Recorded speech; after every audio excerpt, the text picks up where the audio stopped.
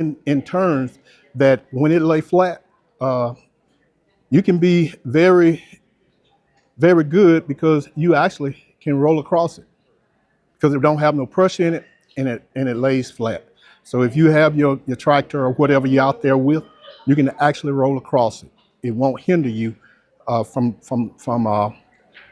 rolling across it. Next will be the drip tape. This is the drip tape. Our drip tape has dispensers that is about a foot apart, and this is where your water drip will come from. The drip that it makes is determined on the pressure that is given. The pressure that is given is what would make it flow more. You would get a faster drip. Less the pressure, the slower the drip. Usually, for the operation, what I do, and again, also is going to cause on what type of plant that I am actually irrigating. That my rule of thumb is every 2 seconds I want to drip. Every 2 seconds I want to drip. How do I determine the 2 seconds? Is that I turn my pressure on, and once I turn the pressure on, and I stand back and I look at that dispenser, and I would count 1001, 1002. If I don't get a drip at 2002 and it's faster, I need to take the pressure off. If I get to 2002 and I haven't got anything out, I need to get the pressure right until I can get to my 2 seconds. But that is my preference. That is not written in a book of law that that's what that has to be. Because you will get to some point that you will have to turn your drip on and you want to wet your beds as quick as possible. And you would turn it on and you would let it drip as fast as you want it because you want the beds to get wet. You want to wet them down. My suggestion is, especially when you're doing beds, is that you go and turn it on that day before so that your beds will be already soaked. It just takes longer when you got a dry bed, no water, and then you put it in, turn the water on. Sometimes, especially with the heat that we have, that plant will die instantly. Mr. Child, you've been around this way longer than me, so help me, and if you see me area, let me know, because this man right here, he been around, he did this way longer than I have, and he know more about it, but I'm doing the presentation. That's all that is. That's all that is. But you want to have a good soaked bed before you put your plant in. Putting your plant into a dry bed, you just asking for them to just lay on over because they can't take the heat. So my preference, like I said, is once I get my plants in and the beds are already soaked, 2 seconds. 2 seconds. How long will that 2 seconds, if you already got your beds already dripped, already wet and saturated to the point to what they need, 2 seconds, no more than 2 hours. No more than 2 hours every day. Do it faithfully every day. That way, you know that plant is getting the same amount of water every day. You're not missing. 2 hours, let it go, come back the next day, 2 hours, and you know that you're getting what you need on it. And that's going to be based on, first, a good soil test of getting what you need already there in your ground for what it's going to take for that plant to consume the water. The plant eats through the water. If you don't have a good soil test, the soil test will tell you how much fertilizer, how much lime, how much phosphorus that you would need in order to give that plant an appetite. You don't, most of us, I take that back. Some of us just eat to be eaten. But some of us only eat when we get hungry. And we only consume once we get filled, we're done. The plant eats when it get hungry. And when it get to the capacity of what it's gonna take in, it stop eating. So that's the base, that's the reason that you need a good soil test so that you can get the right nutrients and everything that you need. Next, I will start with the hookup. This is what we call a quick connect hookup. When I found out about these, boy, I thought I had found some gold. These quick connect hookup actually give you so much easier ways to hook up, because I can take this, put it on my nozzle on my faucet, and I actually will have this part on my water hose hook up. And every time that I get ready to hook my water hose and I need to take it loose, only thing I got to do is quickly connect it. And my water hose and everything, I ain't got to do all that twisting, I ain't got to do all that thing. That quick connect is a piece of gold to me. But you can just hook up directly with your water hose.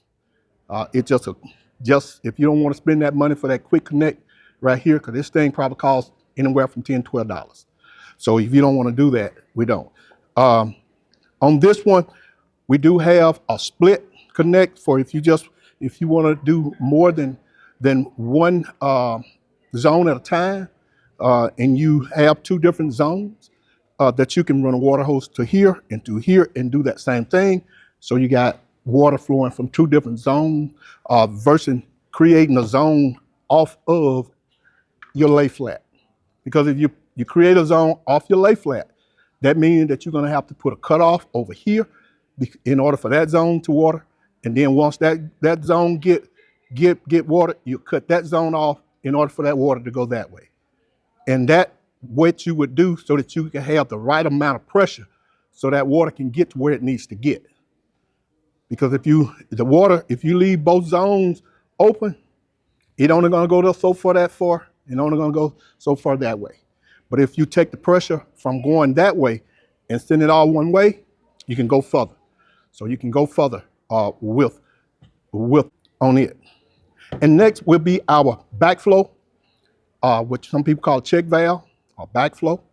You will not get anything, especially for some of us that we have fertilizer hookups that we do the fertilizing to our plant. If we have our fertilizer hookup and we didn't have this backflow or check valve on here, once you cut that water off, that is here will back up and it can go into your drinking water. You can go into that. So that controls that to keep that from happening. So you definitely will want to put one of these on your system because you want to be as safe as possible. That is something that is recommended. Don't have to be. You might not care about it, but it's recommended that you would do that for your safety and for whoever else come to your house, you know they safe. This little apparatus right here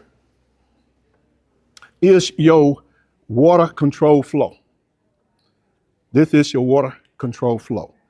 Just think about if you would open your water all the way up and you got this 3/4 pipe with all of that water just going straight through. The next thing you know that you're blowing out your drips. You'll blow your drips out because of all of that high pressure. This right here will control the amount of water that will come from here to here, from this side to that side, because it slows it up. So you won't have all of that pressure at one time. So, is it like a reducer or a pressure valve? Well, it's a pressure. It's a pressure control valve. Pressure control. It's not a reducer because you're actually going to get back to your hookup. Go ahead.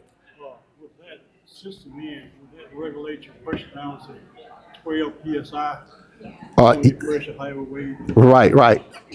Good question. How many that the water at a certain distance, and you have your shut-off valve to control your flow. If you say you're going to do 10 rows, you need to know exactly how much the water is covered. Right. And with this is a smaller scale for a smaller.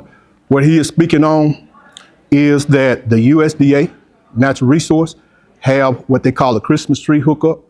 which will help with the irrigation and also help with the fertilizing all in one.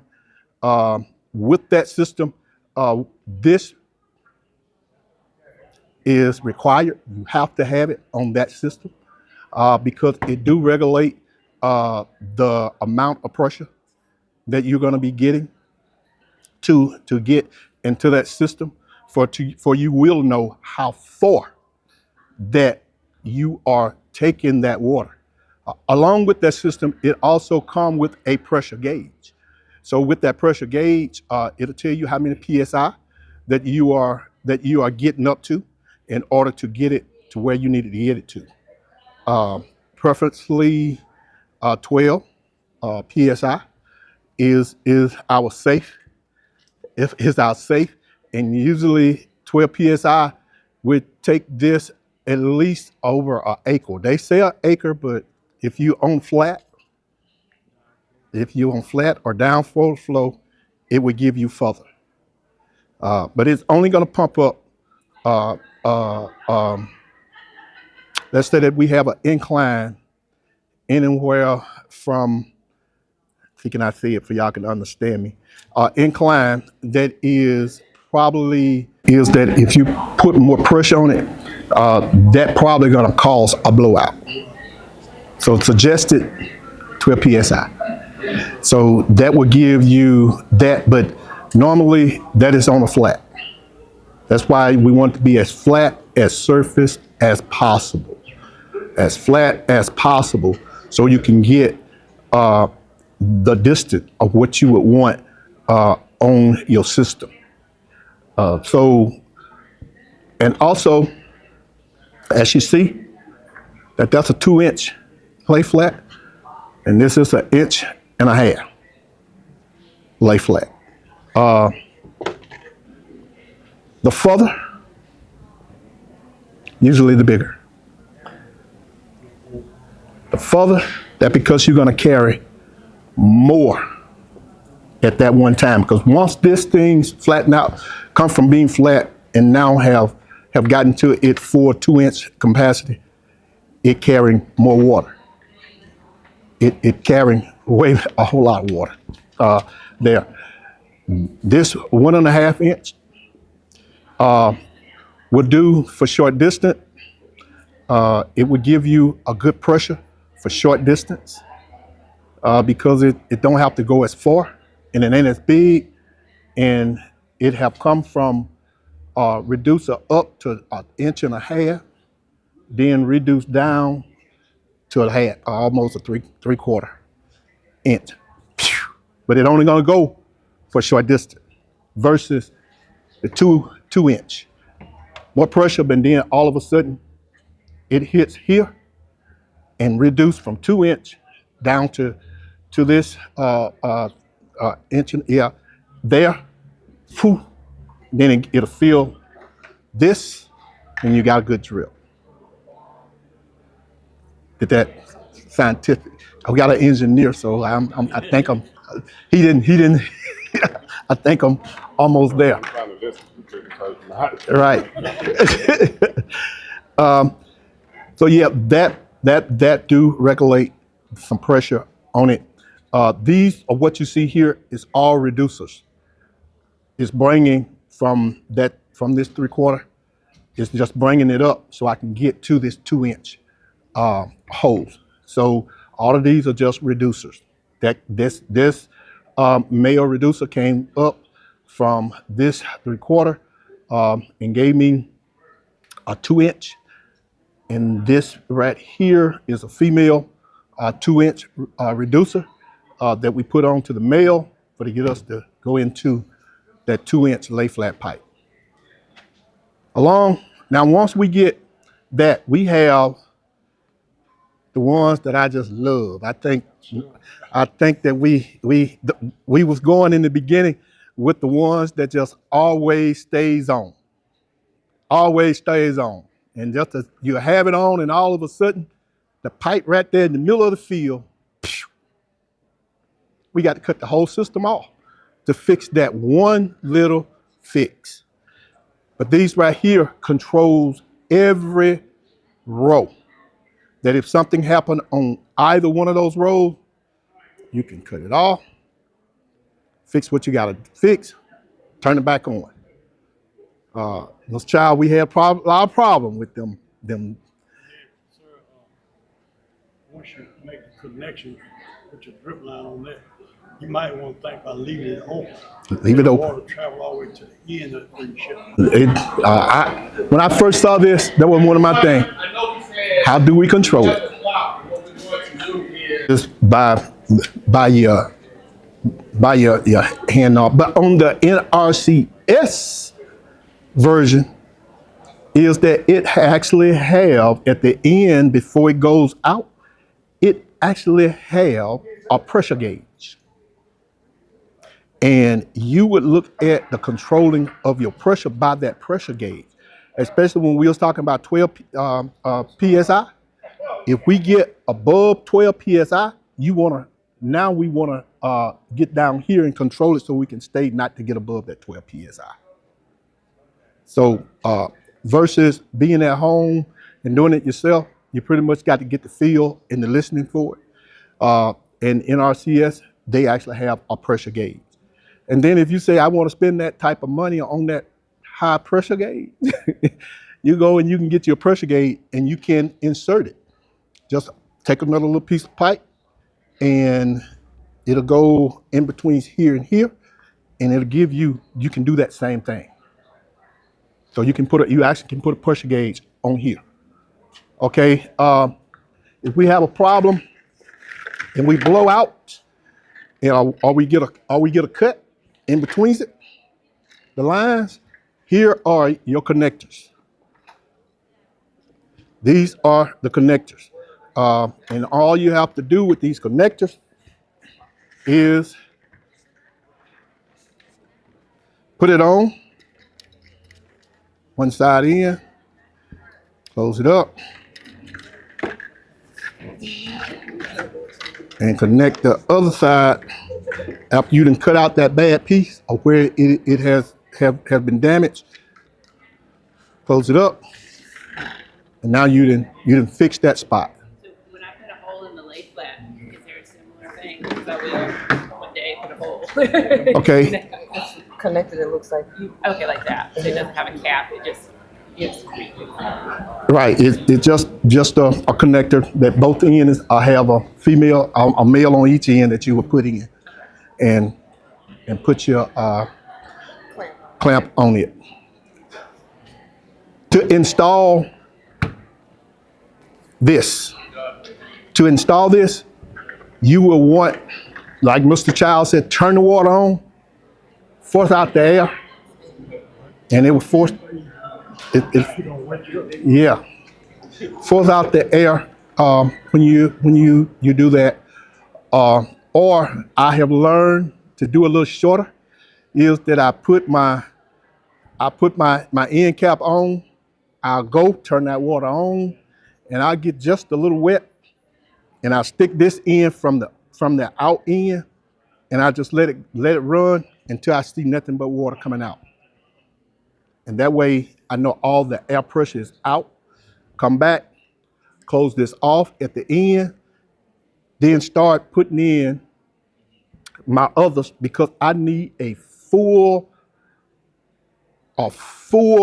tape full of water, of pressure already here. For when I get ready to put it in, usually I would have my my Phillips head screwdriver. They do sell a little puncher, but me and that puncher fell out the first day that I got it. And the Phillips head screwdriver, I would take it, punch a hole in, take it out, and punch this right on in, pop. You're gonna hear a pop sound, pop, and it'll be flush up against there. You got it in. And usually 10 to 12 inches, is I'm right or wrong, causing what you plant. Collard greens, anywhere from 10 to 12 inches apart, 16, causing which pin. Right. Yeah, and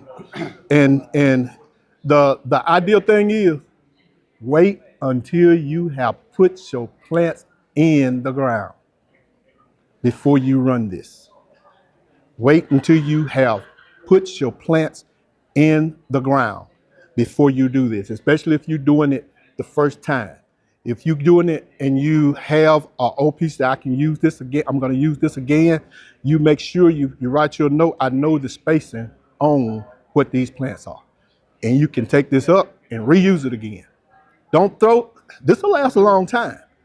Don't throw this away right after you finish because if you like Mr. Child, we try to spend as less money as possible when you farming. You want to do things that are going to be reusable. You want to do things that's going to be cost effective. The less money that you can take out your pocket, you might can put a little bit more in the pocket to operate the next year. That sounds pretty much of what we're saying. But do you have like a trick for organizing it, you know, for like rolling it up to store it so that you don't lose it or I was thinking to say, I don't know, do we have any volunteer firemen or anything, or fire women's in here or anything? But once it lay flat and you have taken these because you want to save these as well, you can pop them right out. And it'll roll right back up. And that way you will take it and you got less space. And if you got different plants, I would mark them because all the plants might not be on the same spacing. And when you get ready to reuse it, you'll know which different was for and what the spacing is for. And you can reuse it. Right? Right, I think so. I'm there to not take it.